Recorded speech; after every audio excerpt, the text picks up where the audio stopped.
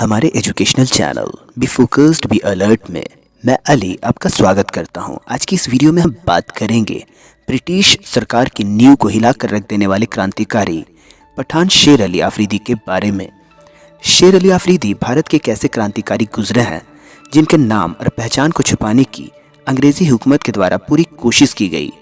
यहाँ तक कि 1947 में भारत और पाकिस्तान की आज़ादी के बाद यहाँ की सरकारों, लेखकों और बुद्धिजीवियों द्वारा भी इस महान क्रांतिकारी की कुर्बानी को अपने लोगों और दुनिया के सामने पहचान दिलाने के लिए कोई बड़ी कोशिश नहीं की गई।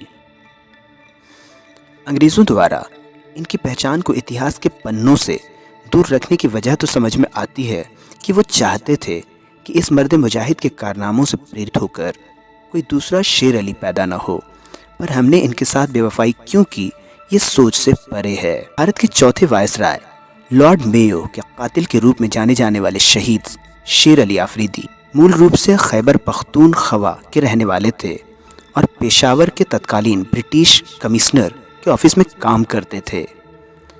इसके अलावा वो ब्रिटिश घुड़सवार रेजिमेंट में भी काम कर चुके थे। यहाँ तक कि वर्ष 1857 ईस्वी में स्वतंत्रता संग्राम के समय रोहिलखंड और ओड़ के युद्ध में वो ब्रिटिश ईस्ट इंडिया कंपनी का हिस्सा थे। इसके अलावा उन्होंने पेशावर में एक घुड़सवार सैनिक के रूप में मेजर ह्यूज जेम्स और रेनल टेलर के लिए भी काम किया। टेलर उनसे इतने प्रभावित हुए थे कि उन्होंने शेर अली को इनाम में एक घोड़ा, पिस्तौल और सर्टिफिकेट भी दिया था। जिस तरह कोई भी क्रांतिकारी माँ के पेट से क्रांतिकारी बनकर पैदा नहीं होता, बल्कि उसके साथ जब कोई अन्यायपूर्ण घटना घटती है तब अपने दुख में उसे अपने देशवासियों का दुख समझ आता है और वो देश को गुलाम बनाने वाली शक्तियों के विरुद्ध उठ खड़ा होता है। ऐसी ही बात शेर अली आफरीदी के साथ हुई। एक ख़ानदानी झगड़े में शेर अली के एक रिश्तेदार की हत्या हो गई, जिसका आरोप शेर अली पर लगाया गया, पर उन्होंने अपने आप को बेगुनाह बताया। पर अंग्रेज़ी हुकूमत ने उनकी एक न सुनी और 2 अप्रैल 1867 को उन्हें मौत की सज़ा सुना दी गई। पर उनके व्यवहार को देखकर बाद में उनकी सज़ा को आजीवन कारावास में बदल दिया गया और इसके लिए उन्हें काला पानी यानी अंडमान निकोबार भेज दिया गया। वहाँ के जेल में भी उनका व्यवहार इतना अच्छा था कि उन्हें वहाँ नाई का काम सौंप दिया गया और पूरे आइलैंड में उन्हें कहीं भी आने जाने की इजाज़त दे दी गई। वह वहाँ नमाज़ें पढ़ते, रोज़े रखते और ख़ुद भूखे रहकर दूसरे ज़रूरतमंदों को खाना खिलाते और जो कुछ वह पैसे कमाते अपने ज़रूरतमंद साथियों पर खर्च करते। अंडमान के जेल में उनकी मुलाकात वहाँ पहले से बंद हज़ारों स्वतंत्रता सेनानियों से हुई, जिनमें 3000 से ऊपर तो उनके अपने मुस्लिम कम्युनिटी से संबंध रखने वाले लोग थे। वहाँ के जेल में बंद स्वतंत्रता सेनानियों के संपर्क में रहते रहते उन्हें ये बात समझ आ गई कि भारत को ब्रिटिश हुकूमत से आज़ाद कराना ज़रूरी है। वह अपने जेल के साथियों से अक्सर कहा करते थे कि ये अंग्रेज़ देश से तभी भागेंगे जब उनके सबसे बड़े अधिकारी को मारा जाएगा। और ये एक सच्चाई है कि उस समय अंडमान निकोबार में वायसराय ही ब्रिटिश हुकूमत का सबसे बड़ा अधिकारी था। अंडमान में सज़ा काटने के दौरान उन्होंने 3 साल तक अपने शिकार का इंतज़ार किया। 8 फरवरी 1872 को जब उन्होंने लॉर्ड मेयो के आने की खबर सुनी तो वो सुबह से ही अपना सब्ज़ी काटने वाला चाकू तेज़ करने लगे। शेर अली पहाड़ों के रहने वाले एक मजबूत इंसान थे। उनका कद 5 फीट 10 इंच था। एक बार अपनी कालकोठरी में हथकड़ियों और बेड़ियों से बंधे रहने के बावजूद उन्होंने अपनी शारीरिक शक्ति के बल पर एक अंग्रेज़ संतरी से उसकी संगीन छीन ली थी। मेयो के पोर्ट ब्लेयर पहुंचने से पहले ही उन्होंने अपने सभी साथियों से अंतिम विदाई ले ली थी। उन्होंने सबके लिए खाने की कुछ चीज़ें बनाई और उसमें अपना सारा पैसा खर्च कर दिया, लेकिन उनके साथियों में से किसी को भी शेर अली के इरादों की भनक नहीं लग पाई थी। वायसराय मेयो की अंडमान यात्रा 8 फरवरी 1872 को शुरू हुई। सुबह 9 बजे उसके जहाज़ ग्लासगो ने पोर्ट ब्लेयर की जेटी पर लंगर डाला। उतरते ही उसे 21 तोपों की सलामी दी गई। उसी दिन उसने रॉस आइलैंड पर यूरोपीय बैरकों और कैदियों के कैंप का मुआयना किया। इसके बाद उसने अपने दल के साथ चाथम द्वीप का दौरा किया। चाथम द्वीप पर उसके सारे कार्यक्रम समय से पहले पूरे हो गए, तो उसने इच्छा प्रकट की कि अभी सूरज को डूबने में लगभग 1 घंटे का समय शेष है, इसलिए समय का सदुपयोग करने के लिए माउंट हैरियट के सुंदर नज़ारे का आनंद लेना बेहतर होगा। सर विलियम विल्सन हंटर, जो इस यात्रा में मेयो के साथ थे, मेयो की biography the life of the earl of Mayo में लिखते हैं, माउंट हैरियट करीब 1116 फीट की ऊंचाई पर था। उसकी चढ़ाई सीधी और बहुत मुश्किल थी। कड़ी धूप में चढ़ते हुए अधिकतर सदस्य थककर चूर हो चुके थे, पर मेयो दिन भर की मशगूली और इस मुश्किल चढ़ाई के बावजूद पूरी तरह से तरोताज़ा थे। चोटी पर पहुंचकर उसने 10 मिनट तक डूबते हुए सूरज के खूबसूरत नज़ारे का आनंद लिया। मेयो और उसके दल के नीचे उतरते उतरते चारों तरफ अंधेरा छा चुका था।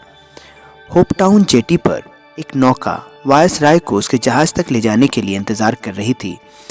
मशाल लिए कुछ लोग मेयो के आगे चल रहे थे।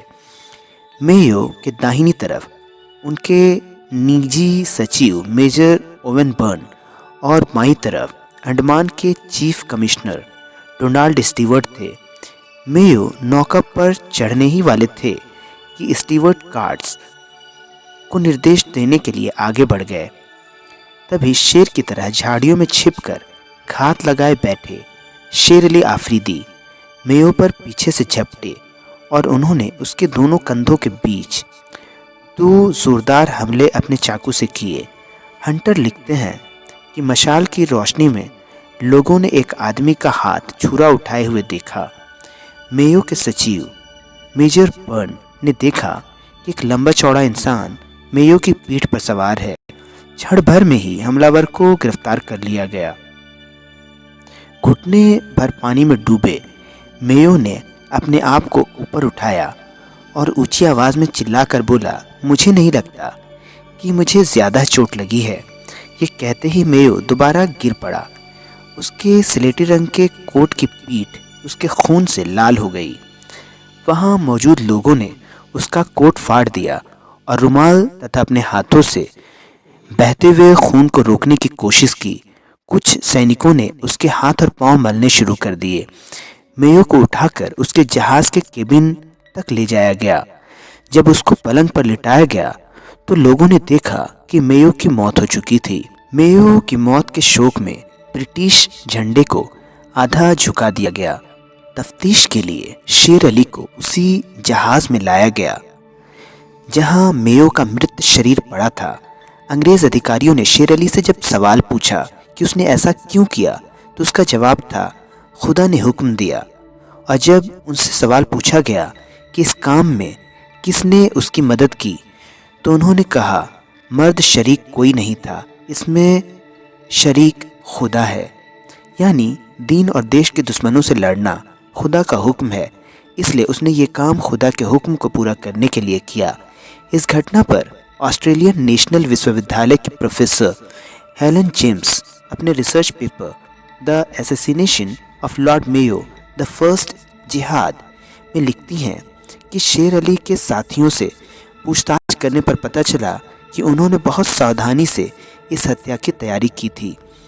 वो आगे लिखती हैं कि ये पूरी तरह से अप्रत्याशित था, लेकिन 1857 के विद्रोह में वहाबियों की भूमिका और 20 सितंबर 1871 को कलकत्ता के कार्यवाहक चीफ जस्टिस जॉन नॉर्मन की एक वहाबी समर्थक अब्दुल्ला द्वारा छुरे से की गई हत्या के बाद ब्रिटिश सरकार को इस तरह की घटना की पुनरावृत्ति के लिए तैयार रहना चाहिए था। इससे पहले भी 10 सितंबर 1853 को पेशावर में वहाँ के कमिश्नर कर्नल फ्रेडरिक मिक्सन के एक पठान ने उसके बंगले के बरामदे में छुरा मारकर हत्या कर दी थी। मेयो की हत्या की जांच में अंग्रेज अधिकारियों ने शेर अली का संबंध वहाँ के जेल बंद क्रांतिकारियों के साथ जोड़ने की काफ़ी कोशिश की, पर उन्हें सफलता नहीं मिल पाई और वो इस नतीजे पर पहुँचे कि अपनी जाति दुश्मनी में उन्होंने मेयो की हत्या की। 11 मार्च 1872 को वाइपर आइलैंड में शेर अली को फांसी के तख्ते तक ले जाया गया तो उनके चेहरे और आंखों में संतुष्टि के भाव छलक रहे थे। उन्होंने फांसी के फंदे को चूमा और कहा, जिस दिन मैंने इस काम का इरादा किया था उसी दिन मैंने अपने आप को फांसी के तख्ते पर देख लिया था। उन्होंने अपने मुस्लिम साथियों से मुखातिब होते हुए कहा, भाइयों, मैंने तुम्हारे दुश्मन को मार डाला है और तुम गवाह रहना कि मैं एक मुसलमान हूँ। और इसके बाद उन्होंने 2 बार कलिमा शहादत पढ़ा और फांसी के फंदे से झूल गए। इस तरह शेर अली ने अपने जान की कुर्बानी देकर देश के जवानों के दिलों में देश की आज़ादी की मशाल जला दी। आपको ये जानकारी पसंद आई हो तो आप वीडियो को लाइक करें, शेयर करें और चैनल को सब्सक्राइब करें। तो मिलते हैं अगली किसी नई वीडियो में। तब तक के लिए अलविदा।